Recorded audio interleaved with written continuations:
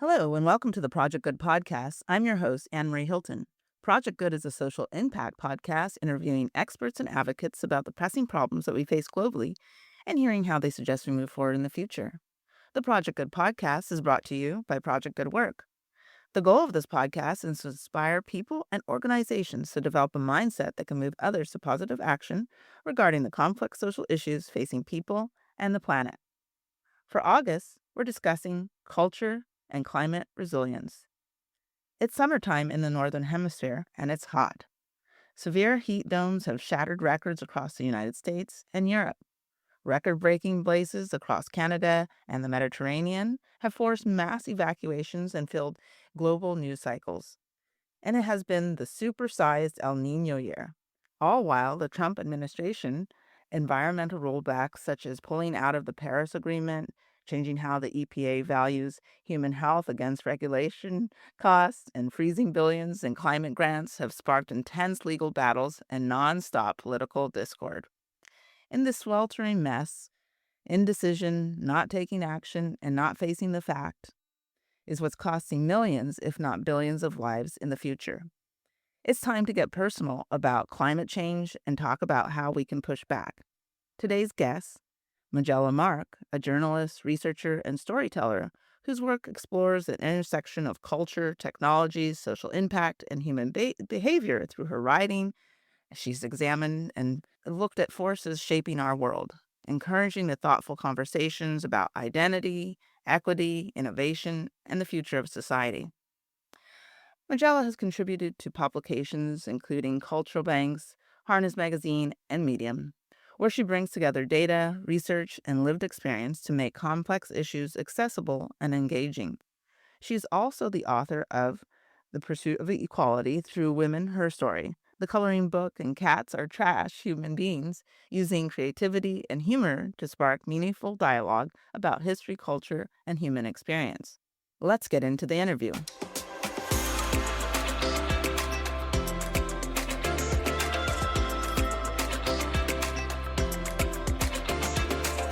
It's no secret that the world's most vulnerable populations on the planet will experience the greatest impact from climate change. Today, we'll explore Majella Mark's recent work, which began with a crisis. In July 2024, Hurricane Beryl devastated Carriacou and severely damaged the island's museum, one of the few institutions dedicated to preserving its history. What started as a personal effort for Majella to raise emergency funds quickly has evolved into something much bigger. Welcome, Majella. Hi. Hi. So glad that we're able to meet and discuss your important project, and now, of course, taking it on in a more full-time role. Mhm. And so, before we dive into the details, I always like to get to know about the person that I'm interviewing from a personal standpoint to find out what made them become who they are. So, the question that I have for you is what would you say shaped you as a young child for the work you do now? I think being the oldest daughter. Yeah. Basically. I think I've been taking care of people my whole life and kind of thinking about others my whole life. And I know that's probably like the stereotypical like poor is me, answer, but it really is true. I think I something that just comes naturally to me is like, "Oh, how can I help fix this problem?" And I have that mentality of helping come up with solutions and get satisfaction from solving problems. So, I think that's really what it is. Is just I like to see people happy. I like to see people living their best lives, especially being able to pursue their dreams. And I just enjoy seeing the light in their faces when they're able to kind of see their own kind of light at the end of the tunnel. Um, so yeah, so then of course now I'm doing it on a very, very large scale. Um, as the new executive director and curator of the Carriacou Museum here in Grenada. And I'm really kind of taking on being like the the oldest daughter trope. to a population of 7 to 8,000 people on a small island. So we'll see how that goes. But I don't know. It should be an interesting journey. I've been here for only 2 weeks, so I'm assuming that I haven't messed up yet. Well, that's wonderful, and I would say quite the project to take on an entire population of people in a whole different country. Um, Yeah, of course, that starts in my mind creating just a list. Of course, just adjusting from moving from the U.S. into a whole different country is an adjustment itself that usually takes people, sometimes years to adjust to. And then not only that, but taking on an extensive project after a population has experienced a crisis, and then of course the complexities of the region that is right. known to have its economic difficulties, and of course its own individual culture. So yes, so hats off to you. I'll just say that to start. Thank you. Yes. Thanks. Um, so, today we are looking at, culture and climate resilience. And why I wanted to look at this is obviously I thought it was a great live example and Right. a project that people could understand and hopefully start seeing the importance of two things that are, I would say, hot topics on a global scale right now. Obviously, number one that hits everybody instantaneously is the climate change because we're all on this ball together. That's what I like to say because Mhm. it's the truth. Yes. And and so, everybody thinks that, what's going on with them is an isolated incident, but on the ball, it actually has ripple effects. And so, so it is important. And then the other reason that actually this month I'm looking at different issues that are surrounded by climate because next month in New York City, they have New York Climate Week, which is a big week that, important people within that space and also from the government standpoint look at where is this planet going, and then I'm sure you're very familiar with the UN 2030 goals. And since, Yeah. 2030 is only, what, 4 years ago away four or a little is, years. and it doesn't look like, Uh, because it was 17 goals, and it doesn't look like we're going to reach those 17 goals yeah. unless we really start working together miraculously. So I Mm, thought it's the perfect time to talk about that as before those big talks happen. And so I guess the first thing we have to do is kind of set us up about how you got involved in 2024 in this project. So did it just land and come to you, or were you already hanging out and familiar with no. that region, with the region? So I actually experienced Hurricane Beryl. So I was in Grenada during the hurricane. I was on the mainland in Fontenoy, um, but my sister, and so we had to experience this hurricane being right on the sea. And the first thing I thought of once the storm passed was, and I think me being like I guess a person who's really concerned about history or the preservation of cultures was, oh my gosh, what's going to happen to the museums, but also the historical sites? Because I don't think we did the best job at protecting them in the past. Because again, it's based off of resources that is not just not there. So I already knew before even seeing the Karakou Museum, which I visited and built a relationship with the curator at the time, Clemencia Alexander, who's with the museum for the entirety of the 50 years of its existence. Um, and was really thinking about, okay, before I even see this building, I already know we're going to need help. So I started just emailing people and learning about these different associations, different climate, organizations that could possibly help, and just started randomly emailing people. And then my emails gets passed on to other people and to other organizations. And then I get introduced to possible grants that I could apply for. And this is all before even we had an established board. For because again, everybody was very focused on trying to pick up their lives after this storm. I think people were not aware that, at least 80% of the island was destroyed here. And Carico and Pinimatic specifically had very extensive damage that we're still recovering from 2 years later. And I volunteered after Katrina for many years. And so I know how long it takes to rebuild a community. And especially after Hurricane Sandy, and seeing the different paces and the different resources that is needed to recover after a hurricane, uh, I think I automatically went into work mode to figure out how can I help my community in Karaku.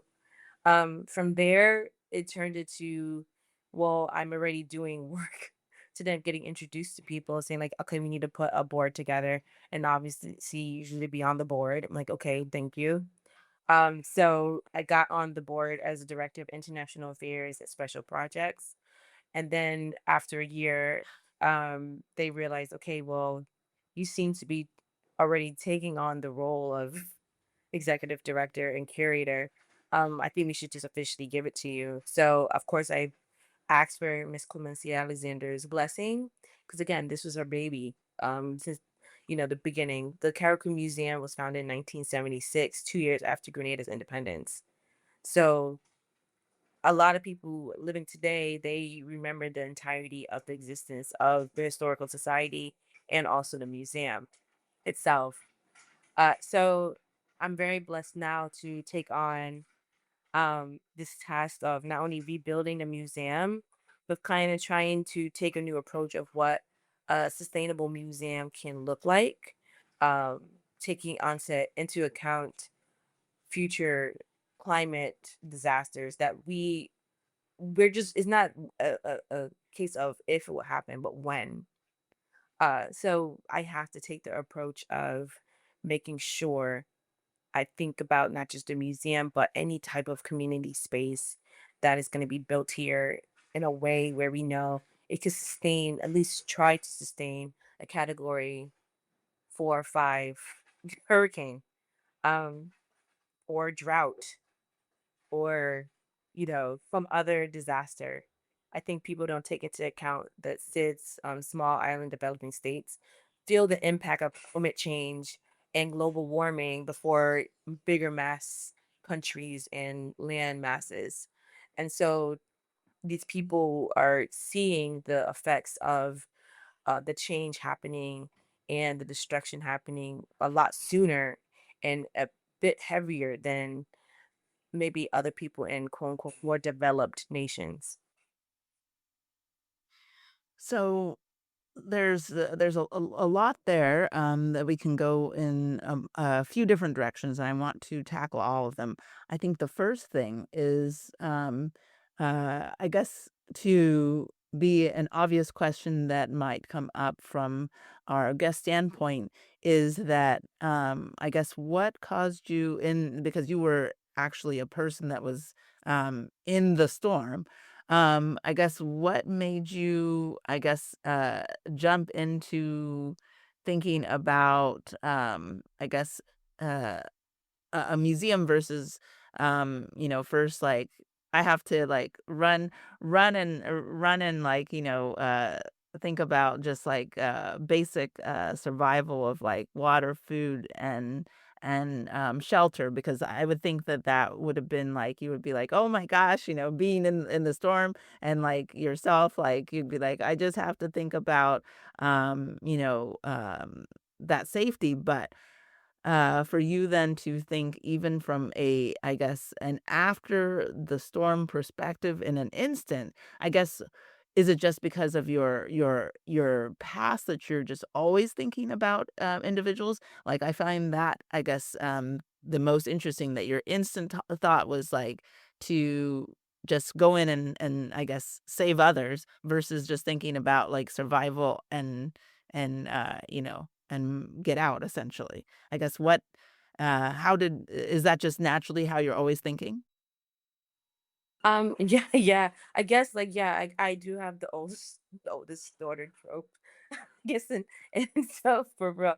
I that's a great question. I knew that I would be okay because I'm usually always okay. Like I I could adjust pretty well to anything. So I had buckets of water. I knew we had insurance on our house. I knew that we already taped up our windows and I looked and evaluate the damage done to our house. Literally, my sister and I, after the storm, we just had to mop up our bedrooms from all the water that got into it, collect what was damaged, and was like, okay, this is our reality. We'll make do.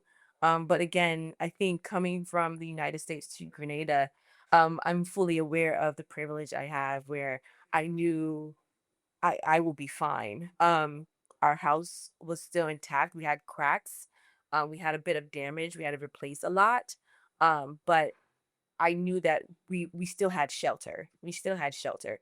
And I was fully aware of the organizations that usually get involved after a hurricane. If it is Hugh, if it is I think it's the World Kitchen, if it is, other organizations like Shelterbox who does assessments. So I was aware um, that there are going to be organizations that's going to be able to help. I was just more concerned about what organization is thinking about, something as simple as the post office or the police station or the museum. Because I know that people will get assistance with their personal homes. There, of course, is always aid um, that is available out there. I know that the government themselves received millions to be able to help rebuild. I know that there was many people who still don't have their homes, but they do have a place to stay. One thing that I really appreciate about Grenada is it's very much a collective culture where no one's gonna sit here and starve. No one's gonna sit here and not have a shelter if they don't want it. There is opportunities here for people to take care of each other, and so that happens quite often. So I knew that would be fine. I was more concerned about, well, the things that we know that will be last minute because people are going to be concerned about their homes, like the public bathroom or the bus terminal, or things where we know that that might be, kind of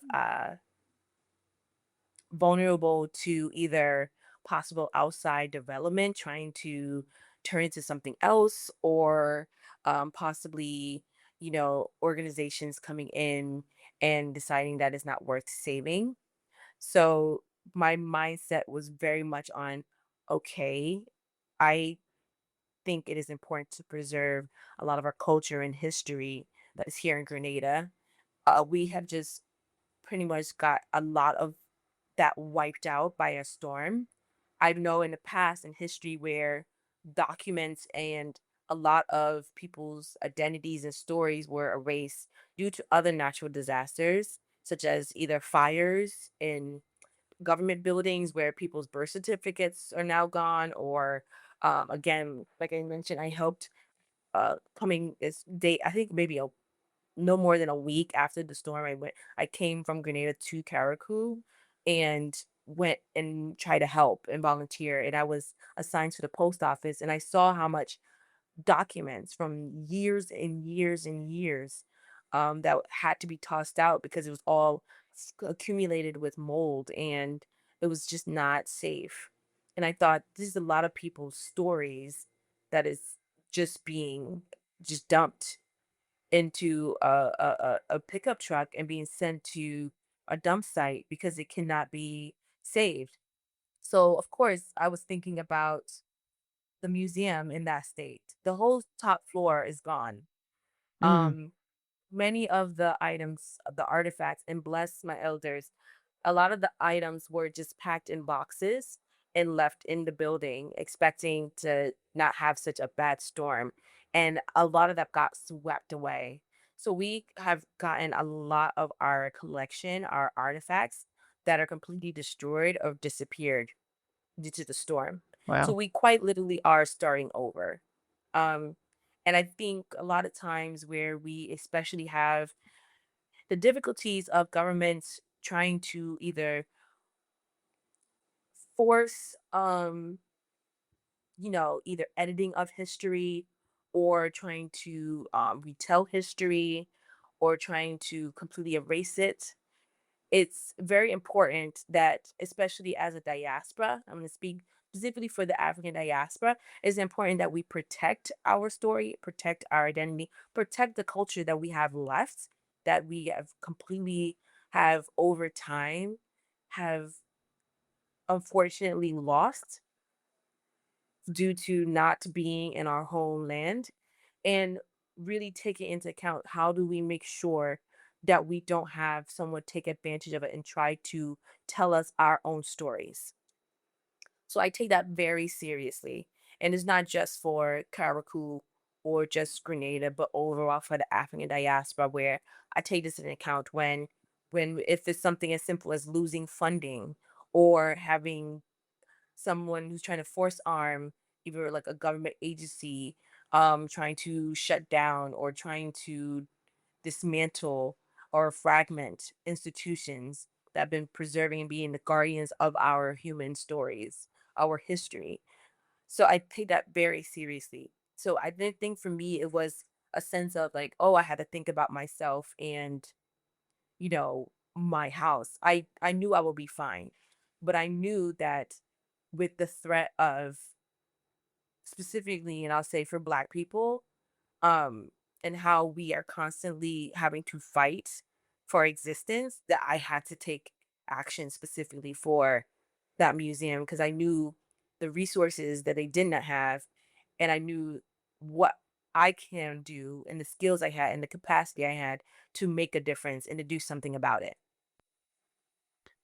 Yes, and you answered a lot of the questions that I was going to kind of touch on is how change affects people's sense of identity and belonging, and especially you're really right about how I guess historically most people know that a lot of stories from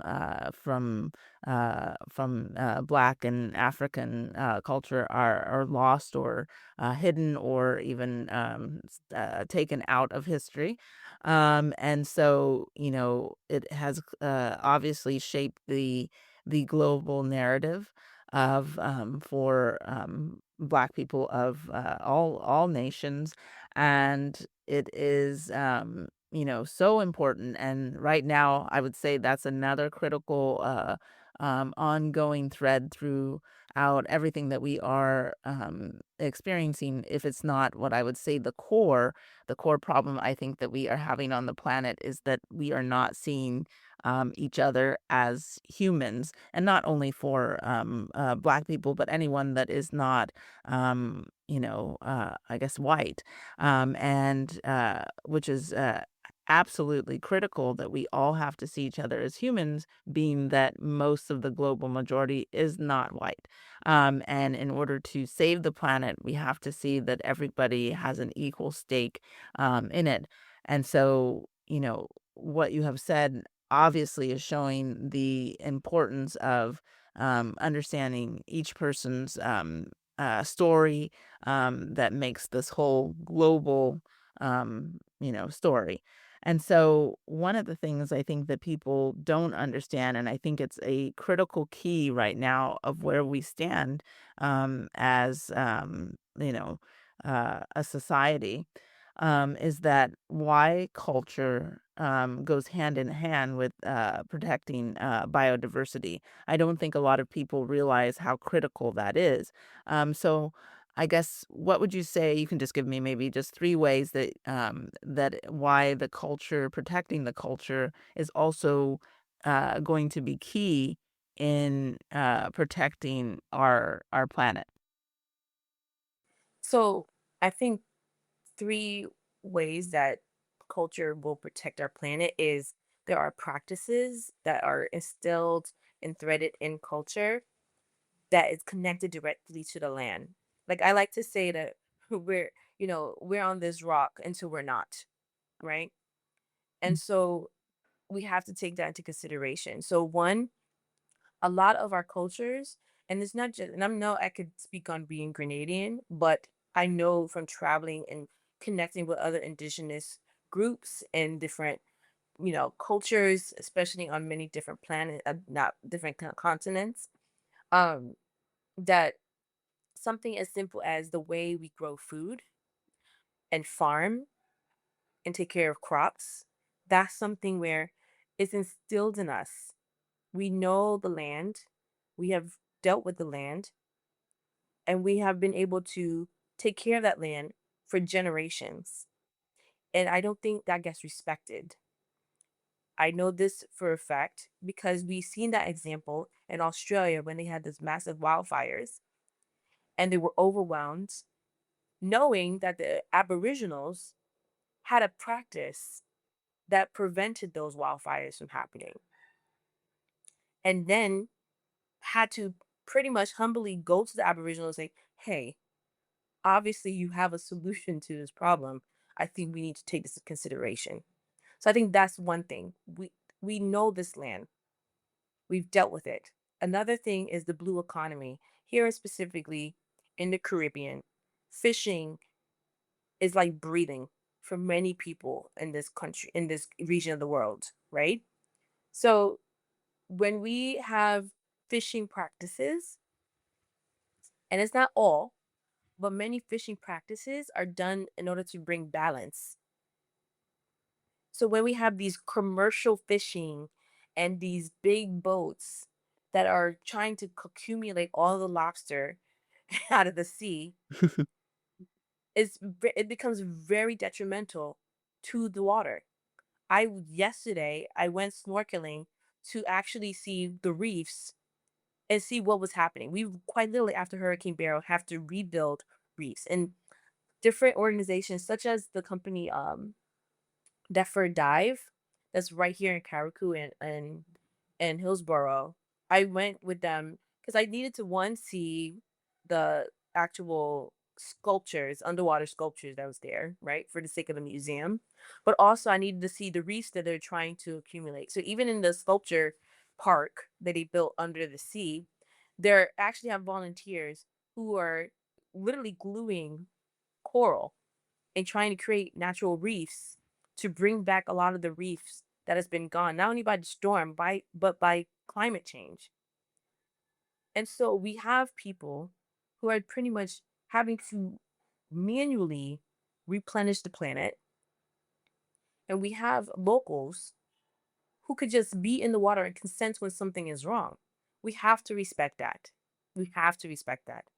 And another thing that I think we don't take into consideration, connecting the earth, connecting the water, and connecting the sky. Now, us as people of African descent, we know astrology, we know the stars. Indigenous people have known the stars. We have been guided by the stars throughout our life and throughout generations.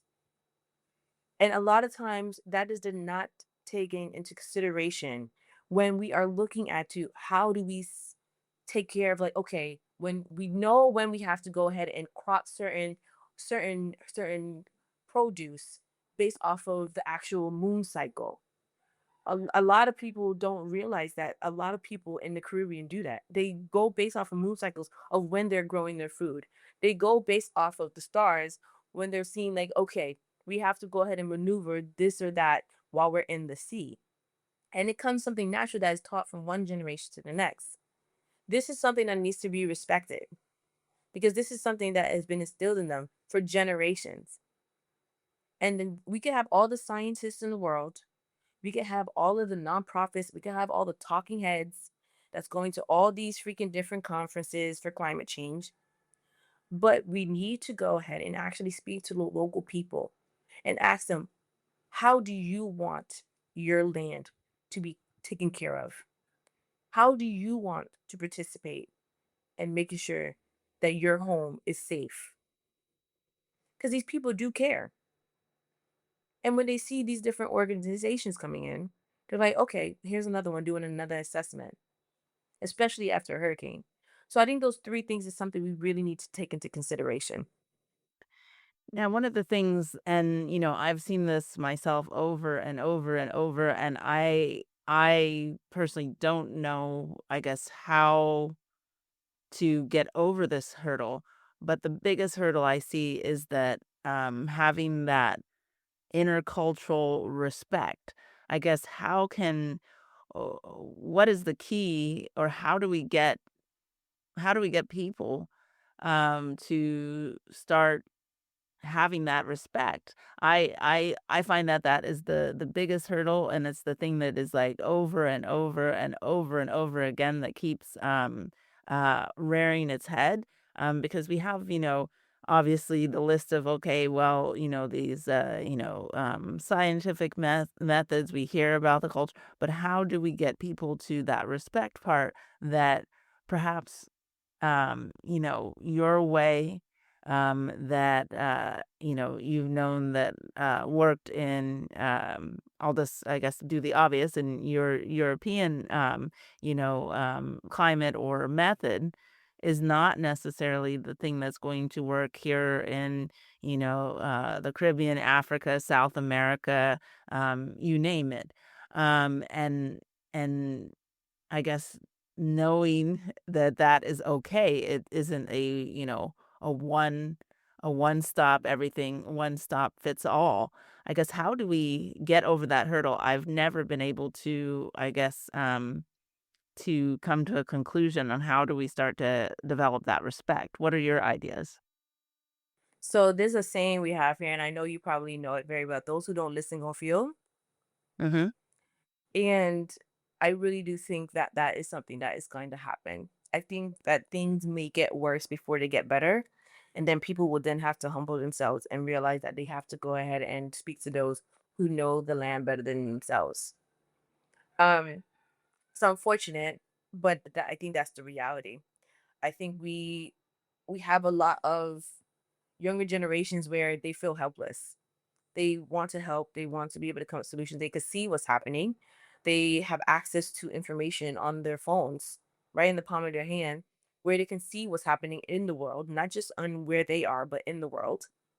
And they realize, okay, there's either two options. It's either we sit here and wait for the world to end, or we actually go ahead and try to figure out how can we do something. But we can't really do something until the older generations step aside and let us actually do something. And I hear that quite a lot. Not only just here, but I heard it in the United States.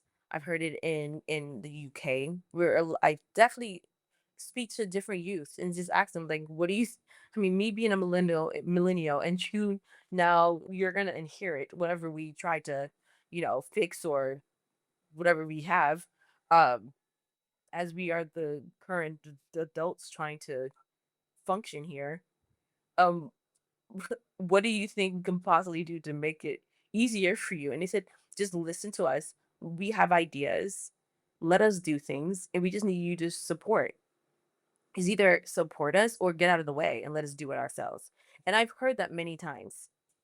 And I think we need to really take that into consideration. I know there's an amazing documentary called The 12, and it was like based in 2019, but I think the whole event happened in 2017. And it was a group that gathered 12 like indigenous spiritual elders from around the world, from like parts of Africa, like up in the Himalaya mountains, like, it's just, and it's basically they were individuals where it's like if we brought these 12 different people together who have the knowledge of the land, the water, and the sky, and even the spiritual world, and we brought them together and just had them collectively pray for us, can we actually see a difference? And every time I seen that documentary, I always think like, what can I do? What can I do? I need to take into consideration, strip away the laptops and the Instagram and the whatever else that we're so fixated on, the boo-boos or what have you of the day. It's like, what can I do? Because if all this went away, all that is left is me. And I need to really take that into consideration because it could be quite an instant that all of this, our Wi-Fi can be completely wiped out. The power can be wiped out. We can experience a massive tsunamis or something. Like we can experience an instant drastic change, such as the pandemic that we experienced in 2020, that would definitely halt our planet if we're not prepared for it. And we saw how people stepped up, but we also saw how people went ahead and made things difficult because they were in denial of how drastic that experience was. So now we're here when we have an opportunity to actually do change. And it's going to be, unfortunately, a situation where things are going to get a lot worse to the point where you have no other option but to listen. You're going to have to listen to indigenous more than you expected. You're going to have to listen to those who have been tending to the land in natural ways without your technology. You're going to have to. You're going to have to. Yes. And you bring up an important point that I think is, um, unfortunately, just a lot of times brush over. There's the listening, which is I think uh the number one thing that is so hard to get people to do these days, because everybody's like, well, that's not what Google said. Either they say, Right. yeah, that's not what Google said, or everybody now lives in their own silos with online, TikTok and Instagram and Facebook and whatever other social apps that they're on. And so and all of those are programmed that they only see the information that is appealing to them. And so the more and more information that they get that, strengthens their worldview, then the higher and higher the walls are getting around individual people to think that there are other ways of, perceiving and processing the world. And so, this technology, which of course was supposed to help connect us, has in a lot of ways started to create these, digital and invisible walls for each individual. But then, of course, because of the technology connecting everyone worldwide, has even I started to get this picture of like a honeybee honeycomb, and those honeycombs, they each have the individual cells that the bee is dropping off its nectar liquid to make honey.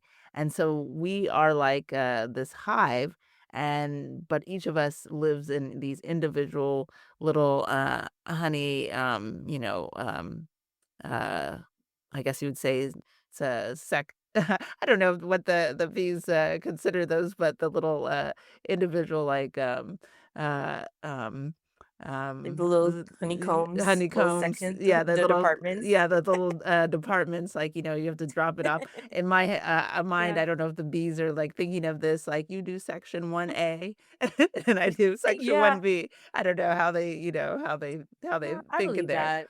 But I believe, like, we're like that, and each of us is living in one of those little segments, and, it literally has its borders, and it's not really melting together unless something catastrophic happens. For instance, a bear or human comes and takes the honeycomb and, eats it or melts it and turns it into honey, and then it becomes all one again, and that's how we're living currently, but it's not going to, get us to where we need to be. And so the listening part, yes, I think that is, a huge barrier.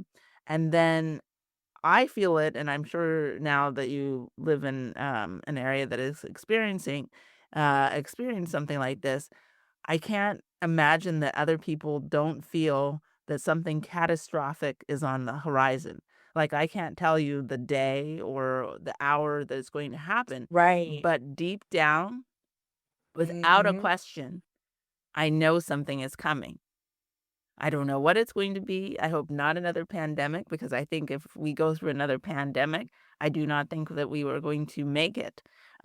Because humans are social beings and I don't think we can go through another period of isolation. Like what usually happens in prisons if you're isolated for too long. And we know from reading now even from the mental health that, like, they say, like, 50% of the global population now suffers from some kind of mental illness, whether it's depression, anxiety, or, or some people just went totally cuckoo. But, um, because of that, extended period of, being isolated, and then also, from personal experience, you did start to feel crazy, like you felt like you were in, what is that, movie where kept repeating the days over and over and over. Like, you started to feel crazy, like, every day you get up, do the same thing, and you did that for years in a row. So,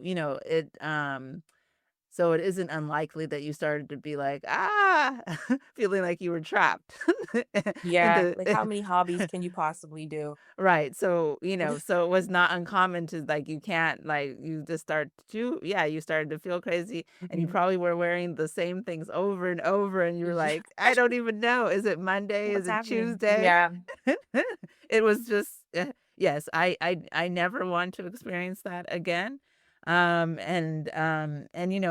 that period obviously, took out people's we lost lives, like millions and millions of people are no Yeah. longer here. And it changed also how we relate to each other on the planet, especially for the young Mhm. people who, Yeah. missed, I would say, in some cases, some critical development stages. And now, it has marked them for who they are as a person. And for some of them, because of, depending on what their age was, marked them for what type of an adult now they are. Um, so yes, I guess, so the listening factor and then, the biggest one, that we just, discussed, is, respect. So I guess, just as you Right. said, we're going to have to unfortunately buckle our seat belts and, prepare for a bumpy ride. Um, Yeah. and so, I guess let's talk about a little bit about I want to talk about the work that you are doing in the museum, because you know it's important to talk about the seeds that you're planting and how you see that growing not only for the museum itself, but how it's going to affect this community now that you are taking under your wing. And then how, I believe, so because everything is connected on the planet, that even the seeds that you're planting there will have a global effect. So I guess right now, since you literally have just moved there, I guess what is your first, task that you're taking on? So luckily, again, I'm very grateful to receive our burst grant from the Culture Emergency Response. And with that, we were able to at least clean up the museum, be able to store a lot of the artifacts and the items into a container. We are in the process of trying to at least get on the bottom floor that's left. Um, Kind of just the sense of normalcy. So trying to at least create a makeshift bathroom and some light to at least open it up so then I can at least be in there. So then the community, at least the community can be in the space and just ask me questions. I've actually been going to the Jerk Center as my office and pretty much allowing the public to meet me there to talk to me. about whatever they need to talk to me about. Like, oh, what we need to do about schools, and oh, do we need a library? And oh, like, I think you need to do X, Y, and Z for the museum. Like, okay, auntie, no problem. I'm taking that consideration. I'm writing on a post-it right now, and I am going to go ahead and go back to the room and read about it, and I will see what I can do. Um, I think for the museum itself, the goal is not only to rebuild, but actually be an example of what building sustainability can look like. Specifically for academic institutions that are on a small scale for small and small island developing states sits in kind of just in the region where hurricanes are just the absolute norm. So I'm very excited about this notion of creating the museum, not only as a third space for the youth to actually just go to have, a nice cup of, cocoa or something and cocoa tea and read a book, but also for the tourists to be able to experience and learn more about the island, but also to have that museum be a shelter for the community. So everything from our own rain catching system to solar panels and even just trying to find materials that is more hurricane resistant. So then when this next storm comes, God willing, we're already up and open and functioning. We are able to actually be a shelter for the community. And that's the goal, is to make sure that the people of this island, not just tourists, not just academic researchers, but the people of this island actually see the museum as a safe place to come to.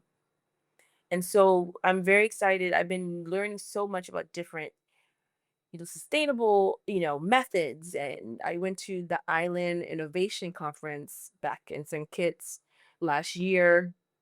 Learned so much, learned what was available. I been with an organization in New York called Eco House Collective about sustainable living in an urban setting like Brooklyn, New York, with my friends. Hi, guys. We've been doing that for 2, 3 years as I've been on this journey of understanding just overall what does it mean to be human on this rock where the weather's gonna do what it wants to do, and we have to just adjust, and we just have to adapt to living whatever our new reality is with this new changes and hope that we can at least reverse some of it, yes, but if this is our new reality where this is just gonna be the norm for at least a generation or 2, then we have to be able to adjust and to, accommodate in a way that makes sense. Now, I honed in on the word shelter from multiple reasons when you were talking, because not only are you creating a shelter of sheltering the loss of culture and cultural identity, but also obviously physical shelter, and then thinking about sheltering people from future storms. And so this is actually a wonderful, like, I guess, model of what needs to be happening worldwide right away. Because you're not just thinking of, oh, let's, pick up the pieces of the museum, get new windows. You're thinking, okay, we are going to face the reality that there are going to be more storms, and maybe the last storm might only have been a 3 on the future we hope not, but, might have only been a 3, Right. and the next one's a 9, and we wanna be ready for that, and so let's think ahead, and let's collaborate in this community and think about the things that we need now and that we might need in the future that we don't know about quite yet, and start planning for that. And then I love the way that how, this is a museum that is talking about obviously the history that is there. So having that already gives people that already have that, strong cultural a push to have that, preserved from themselves because of knowing, the history there for enslaved Africans and everything like that. So that history that they had from Africa lost, and now, they've built a new history and a new culture, and so holding on to that. Um, which makes it probably a little bit easier in some ways because you don't have to fight to explain why it's important. So then people, they instantly understand, making it then that you can move on to the other elements of the project. So at least you don't have to fight that hurdle as greatly as you would in a region that didn't have that appreciation already built within the culture. So I just, so I was really focused on that word shelter because it was the perfect word Yeah. to, encompass everything that you're doing. And then it's the perfect Yeah. model. Um, Thank you. yeah, it really is. And I was also thinking for the region, um, and I think people don't understand that the island nations of the world are going to experience climate change and are already experiencing climate change, even for those people who are denying that there's any climate change at all. The people are experiencing literally and figuratively the rising of the waters. and so Right. and so they don't Huh. have the time to wait. Erosion. Right. Everyone, like, they don't have the time to wait to see if the rest of us get it together. Right? Facts. Absolutely. Right. Like they might experience, being washed away or turning into water world, Mm-hmm. which we don't need, right? And Right. so yes, you just brought that even more to attention that for all these people who are having these, talks and debates and like, what should we do? Or like, well, maybe we don't do this first. We really need to use the islands because of the fact that they have a limited time, and use those as our Exactly. as our training grounds, like, "Okay, Exactly.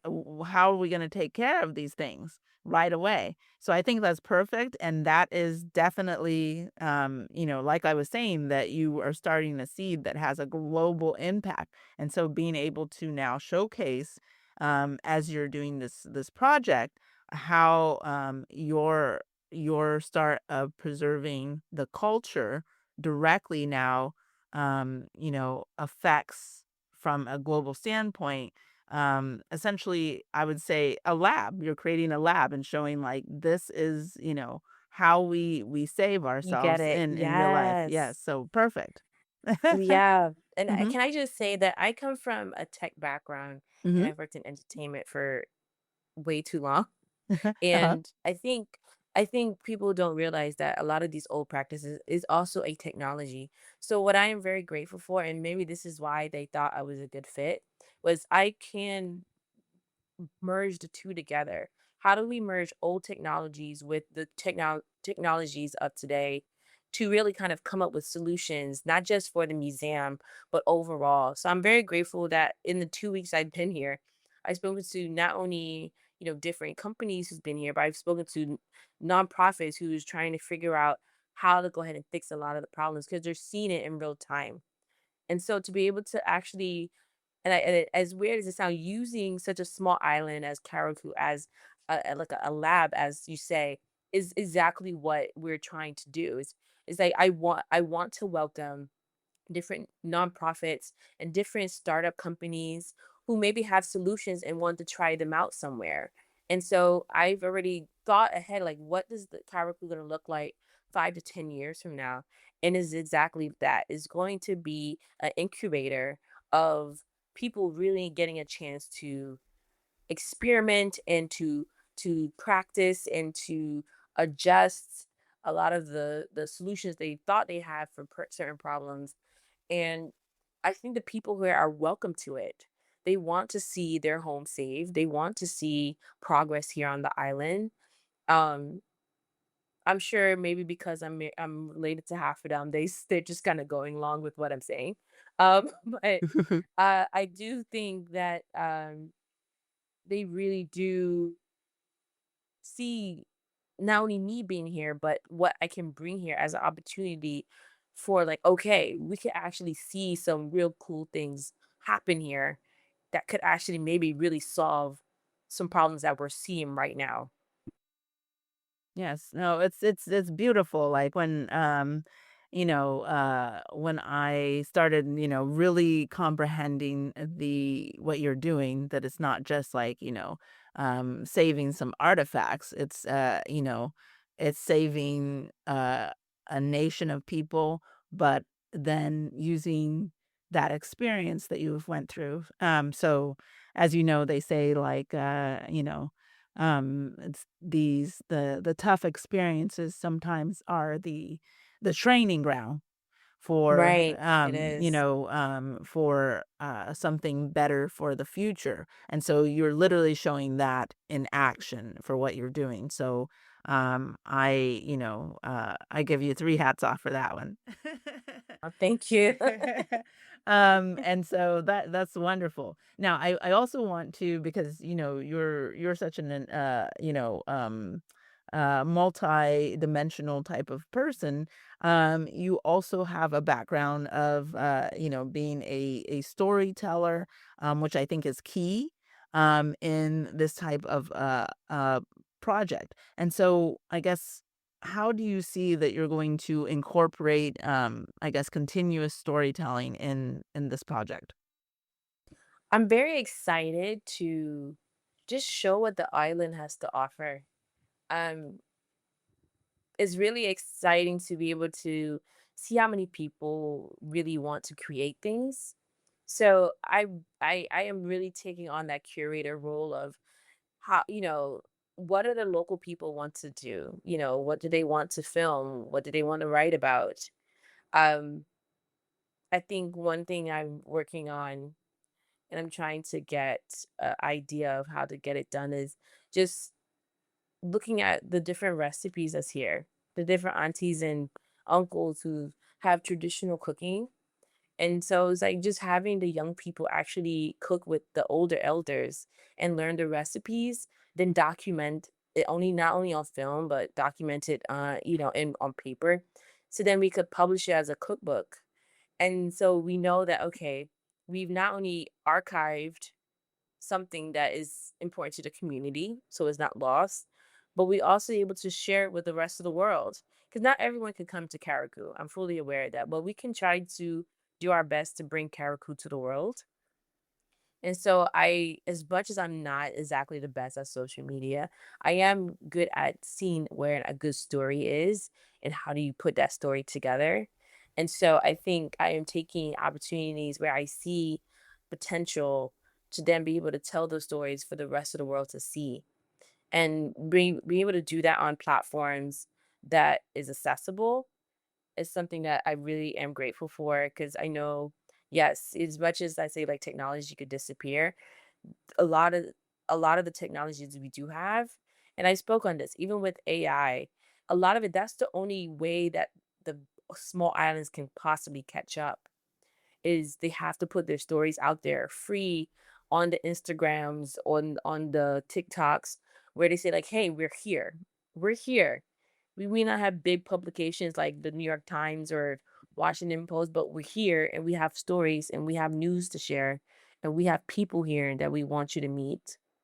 And so I'm really am acting as a curator of not only just as a guardian of their stories, but as a curator of those stories that can then be shared with the rest of the world. Because I promise you, there are amazing people here who are funny and have amazing personalities they would love to be able to just be themselves and be able to do it in a way where they know like, oh, now I can actually share this with the world and be able to create that space for them to do that, create that opportunity for them is something that I'm really, really grateful for. Yes, and I think that's wonderful that you're going for the cookbook because, I know personally from island culture, the cooking is, not only tasty, but a key component across the whole Right. entire region that ties people together because it is something Mhm. that, we instantly identify each other with and compare and contrast like mine is a little bit better than yours. Yeah, I know. I know the And competition is real. yes, and so it is, and it showcases the culture, for that, identifier, and then also, I always food is one of my things I love, talking about, I think because it's, part of my cultural background, but also, it is, I always look at food as a human equalizer. The one thing that we all have to do on the planet is eat. So it doesn't matter if you're zillionaire or the poor of the poor. That's how I always look at food. It's an equalizer, something that we have to do if you plan to be around. And so I think that is great because it's something that every human can identify with. Like we have to do this eating thing, and to show how then that um, thing that we have to do as humans, how that then comes back and shows each culture's humanity that people can then instantly understand. So I think that's a fantastic approach. And I just have, I guess, two more questions for our interview, and so then I guess. This is I'll ask, I call this my pageant question. Oh Um, boy. if you could, so here it is. So if you could influence, one global climate policy, what cultural principle would you want it to include? I think the blue economy. Um, I think if we were to truly take a moment to not only listen to the fishermen, but also educate them on what they should, what the foresight is. Because I think a lot of them, they can feel like the change is happening, but I don't think they realize how severe it would be. So I think is really, if we had policies in place, like I think having an MPA is important, but the MPA has to actually be an actual structure that is taken seriously. So when we have these situations where we're discussing the dying of reefs or the biodiversity in the waters that's being, shrunken, I think we need to take in consideration that like you said, we have to eat. And so we have to really take into consideration the people and what they're experiencing and actually have them have some say in the policies being made, and not just those who might be the talking heads representing them. Like, no, like let's have a town hall. Let's put something. And again, luckily we're small enough. We don't have a whole Congress and Parliament and all this anything with like 200 people, right? It could literally be a town hall. People could come on the island and say, "This is what I think needs to be addressed when it comes to the sea. This is what I think needs to be addressed when it comes to, you know, what's happening with the erosion where our cemeteries are being washed into the sea." I don't think people realize that we have tombstones and graves that are literally on the verge of being washed into the sea because of erosion, because of the rising of the water. And so I think really taking into that consideration of what people are feeling when these policies are being made is what I think is really needs to be taken into consideration. And Yes. that's me representing Karakou, Yes. Eh, museum pageant queen of 2026. Well, thank you, and, and that was a great visual, of having, people's graves washed out to sea, to show, how serious the problem is, and how, something that you would never even think about because, obviously when most people are thinking of a grave, we know that obviously it's going into for dirt. So for it to know that the sea has moved up that much, that should like be instantly alarming to people. And I then agree. yes, and then my final question to you, and hopefully this is sort of a fun, inspirational way to end. um, what does doing good mean to you, and what is one action every listener to this podcast can take this week to strengthen their community and our shared future? I think doing good to me is balance. I strongly believe in karma. So I know that the golden rule is important to me. Um, I'm also a Libra. I'll throw that in there. Whereas like justice and balance is just something that just instilled in me. So I think for me doing good is I do good because I know that I want good done for me. Even if it's as simple as like just leaving me alone. Like it's just I do good in the world just so that the universe can be at least gentle with me. Um so that's why I do it. It's just like I want to do good. Um and I know it might seem very like extreme, but I think about this as I've gotten older is when I have my last breath, I hope that I finally get the punchline to the joke that God has for us. Um but also I hope that when I cross over, I can say like to my ancestors like did I did enough? Did I did good? And hopefully they'll have some complaints because I already imagine my grandmother. But I'm sure I'm hoping that, they could shake their head, with a yes nod, say like, "Yeah, you did enough. You did good, kid." And so that's what I'm really looking for. Oh, and I'm about to cry because I'm actually quite serious with my answer. Is I just want to do good in this world. I just want to be able to serve humanity and to do it in a way where I know I can do it within my capacity. And somehow the universe brought me on this island and saying, like, this is your capacity. You can do this. I don't think I would be in this position if God didn't think I could do it. So I just need to do good for the sake of knowing that I left some type of light on this planet, on this rock that we're on, that I will eventually, not be on. And so what I think action that other people can do is just know your capacity. I had to learn this, especially in my 20s where I messed this up a lot, where it's like I can say I could do something and then realize I can't do it and then I end up dropping the ball. Um, but I think a lot of us we know what our capacity and we know what we're capable of doing. And so it's just if it's something as simple as like helping one person, if it's something as simple as like, you know what, I think I could collect the bottles and, actually give it to somebody I know that makes their money off of collecting the bottles and give it to them next time I see them. It could be as simple as, knowing that in your own home, you can make some whatever change is needed to say, like, you know what, I'm not going to leave that faucet on. Because even though, yes, maybe I don't have to pay a water bill, I know that the water itself is something that is precious. So I think it's really simple things that we can do and knowing what our capacity is and where that aligns and knowing that okay, I can go ahead and do something.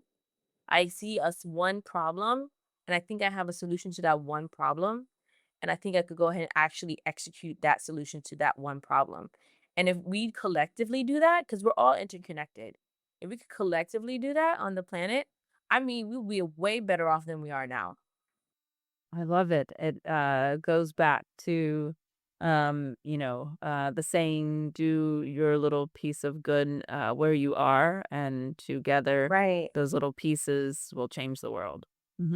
And yes, and actually, I remember that because that's something I have on our Project Good Work website. So, yes, do your good where you are, and collectively that will, help us change this world. That's amazing. I love that. Thank you, Majella, for your time and insight. To find out more about Majella Mark and her work, go to at Majella Mark and at Carrefour Museum. If you have a passion for an unserved community, a social justice problem, or want to change minds, contact Project Good Work at projectgood.work to start your project of change today. Subscribe to our mailing list at projectgood.work/subscribe to get our episodes and blog articles sent to you each month. To our listeners, thanks for tuning in to Project Good. We're focused on what matters.